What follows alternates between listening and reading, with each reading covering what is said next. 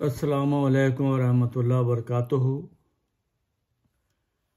दोस्तों, इस्लाम में इस वक्त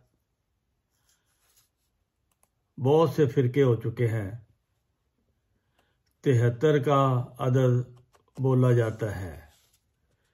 असम्बलियों में भी ये खबरें आई हैं कि 72 एक तरफ और एक तरफ। हर फ़िरके को अगर पूछा जाए वो कहेगा कि हम हक पर हैं। तो इसका आम आदमी ये नहीं समझ सकता कि वो 72 के पास जाएगा, 72 ही कहेंगे हम हक पर हैं। तो उसको फैसला करना मुश्किल हो जाएगा कि मैं किसकी बात सुनूं। तो मैं उसको कहता हूं कि वो किसी की बात ना सुने, सिर्फ अल्लाह की बात सुने। अल्लाह की बात कुरान शरीफ से पता लगेगा कि अल्लाह क्या कहता है। सूरत नूर में आयत इस्तखलाफ है, उसमें लिखा है कि अल्लाह ताला वादा करता है उन मोमिनों से जो अच्छे अमल करते हैं कि उनको ज़मीन में खलीफा बना देगा। वाद अल्लाहुल्लज़ीना आमनू मिनकुम व आमिलुस्सालिहाति लयस्तखलिफन्नहुम फिल अर्ज़ि कमस्तखलफ़ल्लज़ीना मिन क़ब्लिहिम, कि जैसा उनसे पहले लोगों को खलीफा बनाया था, यानी हमारे सामने ईसा अलैहिस्सलाम के बाद खलीफा बने, मूसा अलैहिस्सलाम के बाद खलीफा बने, रसूल करीम सल्लल्लाहु अलैहि वसल्लम के बाद खलीफा बने। और अब की ये आयत कुरान में मौजूद है, निकली नहीं है। अल्लाह ने इसको मनसूख नहीं करार दिया। ये पक्की बात है कि अल्लाह ताला का वादा है कि मैं उन मोमिनों को जो मेरे प्यारे हैं, जो अच्छा अमल करते हैं, नमाजें पढ़ते हैं और जो ईमान लाते हैं अल्लाह और उसके रसूल सल्लल्लाहु अलैहि वसल्लम पर,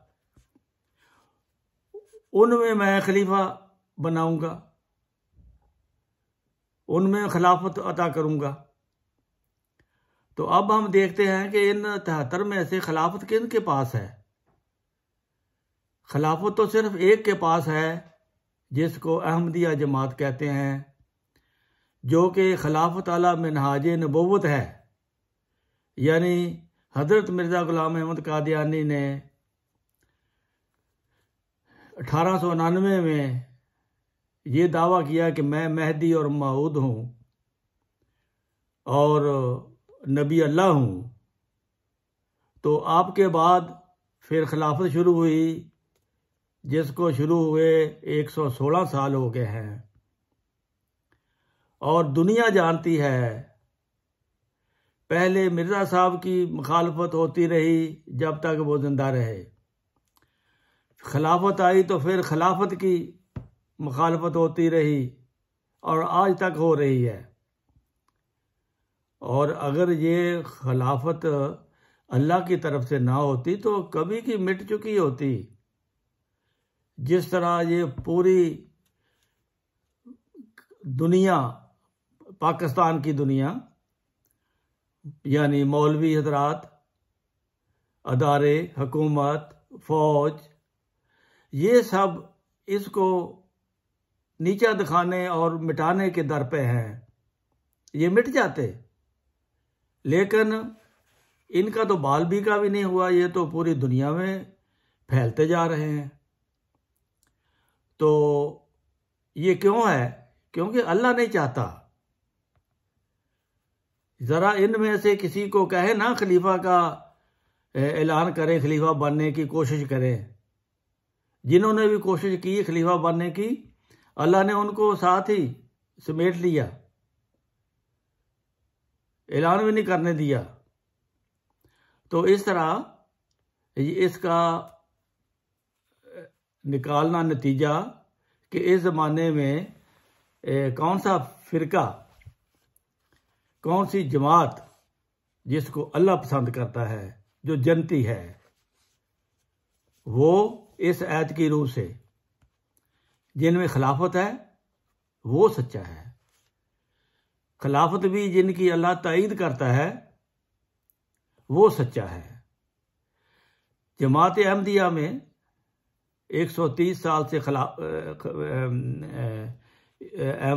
130 साल से जमात कायम है, 116 साल से खिलाफत कायम है, और एक दिन भी ऐसा नहीं गुजरा कि दुश्मन ने इसको ठहरा दिया हो, खड़ा कर दिया हो या नीचा दिखाया हो।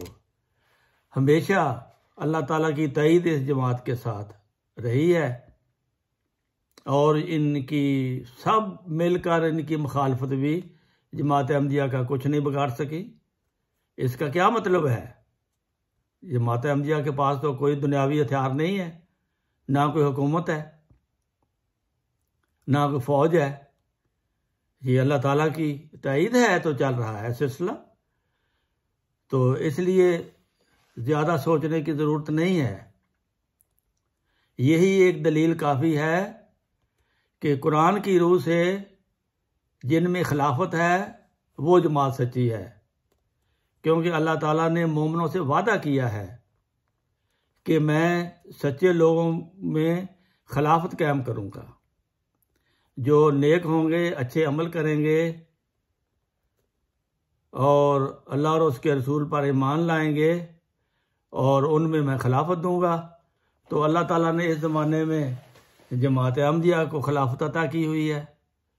तो इसलिए ज़्यादा सोचने और गौर करने की ज़रूरत नहीं। एक ही सबूत काफ़ी है जो किसी के पास नहीं है। 72 फ़िरक़ों में से किसी के पास ना खिलाफत है, ना ये सबूत है कि हम कुरान के मुताबिक हैं। कुरान के मुताबिक अगर है तो जमात अहमदिया है, क्योंकि इनमें खिलाफत है। और खिलाफत का जिक्र सूरह नूर में है।